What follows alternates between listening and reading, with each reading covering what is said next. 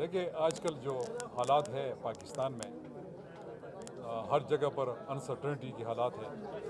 اگر آپ پولیٹیکل حالات کو دیکھ لیں، اگر آپ اکانومی کو دیکھ لیں پاکستان کی، آپ لا اینڈ آرڈر سچویشن کو دیکھ لیں، تو میرے خیال میں ہر جگہ انسرٹنٹی ہے. اور اس کے علاوہ جو لوگ مطمئن نہیں ہو رہے، بدقسمتی سے اس ملک میں جس کو مینڈیٹ ملتا ہے تو وہ اس کے مینڈیٹ کا احترام نہیں کیا جاتا. اس لیے حالات اس طرح ہے کہ پاکستان کے لوگ مطمئن نہیں ہیں. میں ایز اے پولیٹیکل ورکر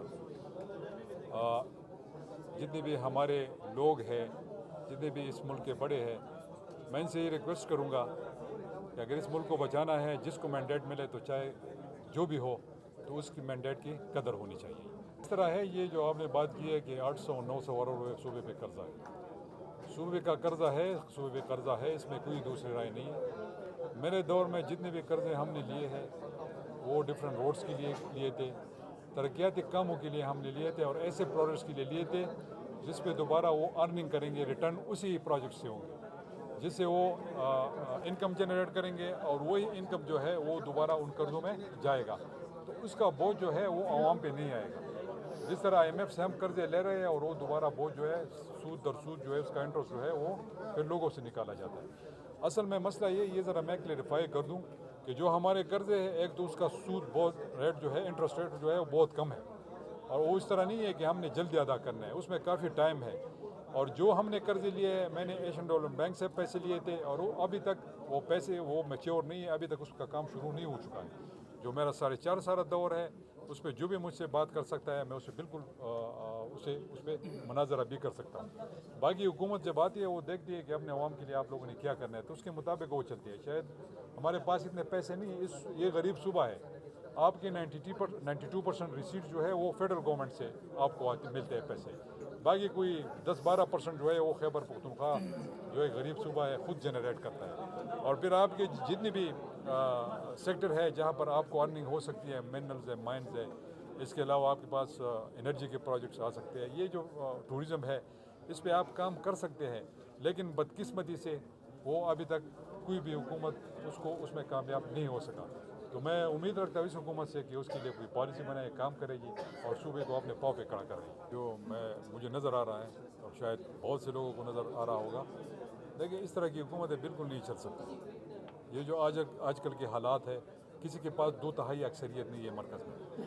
حکومت وہی اسٹرانگ ہوتی ہے جس کے پاس پورا مینڈیٹ ہو اور جس کے پاس 2/3 اکثریت ہو، تاکہ وہ قانون سازی کر سکے، وہ کچھ عوام کے لیے کچھ کر سکے. اب یہاں پر مرکز میں آپ دیکھ لیں 3-4 پارٹیز اکٹھے ہو کے وہ اس نے حکومت بنا لی ہے. ٹھیک ہے، لیڈ اس کو پاکستان مسلم لیگ نون کر رہی ہے، اور ہماری دعا ہے کہ یہ حکومت کامیاب ہو اور اس حکومت کے لیے، اس پاکستان کے لیے، اس عوام کے لیے کچھ کر سکے. لیکن جو مجھے نظر آ رہا ہے تو میرے خیال میں یہ بڑا مشکل مجھے لگ رہا ہے کہ یہ حکومت آگے چل سکے گی. اور یہاں پر خیبر پختونخوا میں PTI کی حکومت ہے، بلوچستان میں پیپلز پارٹی کی ہے، اور اس کی سندھ میں پیپلز پارٹی کی ہے، پنجاب میں نون کی ہے. تو اس طرح ڈفرینٹ حکومتیں ہیں. میری نظر میں 6-7-8 مہینوں سے یہ حکومت زیادہ نہیں چل سکتی. دیکھیے دکھ ہر کسی کو ہوتا ہے جب کوئی اپنے گھر سے جدا ہو رہا ہوتا ہے. آپ دیکھ لینا جب کوئی بندہ سعودی عرب جاتا ہے تو اس کو کتنا دکھ ہوتا ہے، اپنے گھر سے، اپنی فیملی سے دور ہوتا ہے. تو پاکستان تحریک انصاف میری ایک فیملی تھی، اس میں کوئی دوسرا نہیں ہے، میں ہر اسپیچ میں کہتا ہوں. دوسری بات یہ ہے کہ خان صاحب پہلے کل بھی میرے لیڈر تھے، آج بھی ہے اور آگے بھی میرے لیڈر ہوں گے، اس میں کوئی دوسری رائے نہیں. اس لیے میں نے کوئی دوسری پارٹی جوائن نہیں کی ہے، نہ میں کوئی دوسری پارٹی جوائن کر سکتا تھا. تو اپنی پارٹی بنائی ہے، اس کو اب میں نے خود لیڈ کرنا ہے. اور اس کے علاوہ آپ نے معظم بٹ صاحب کی وہ اسپیچ سنی ہوگی، وہ بات انہوں نے جو کی تھی. ہمیں آفر کیا گیا کہ آپ ہمارے ساتھ چلے، چونکہ یہ تو آزاد لوگ آئے تھے، ان کو ایک پارٹی، ایک شیلٹر کی ضرورت تھی، ایک پولیٹیکل پارٹی کی ضرورت تھی، تاکہ ان کو یہ جو آج کل یہ رولا پڑا ہوا ہے کہ ان کی مخصوص سیٹیں وہ نہیں مل رہی ان کو.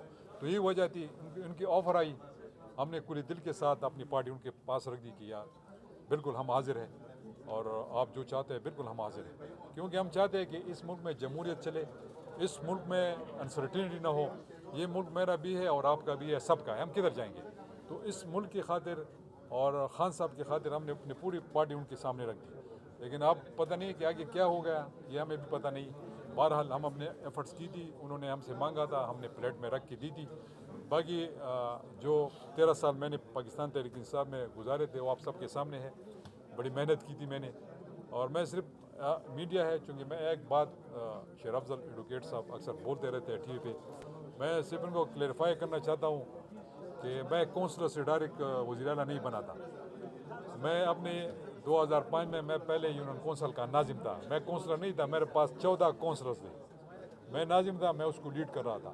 اس کے بعد 2010 میں نے پاکستان تحریک انصاف کو جوائن کی, اور 3 سال میں اپنے حلقے میں رہا. میں نے محنت کی, میں نے پاکستان تحریک انصاف کو اوپر اٹھائی, اور الحمدللہ 2013 میں مجھے ٹکٹ ملا اور میں ایم پی اے بنا. ایم پی اے کے بعد پھر میں منسٹر بنا, اور 5 سال میں خیبر پختونخوا کے حکومت میں کیبنٹ منسٹر رہا. 5 ڈپارٹمنٹ کو میں نے لیڈ کیا.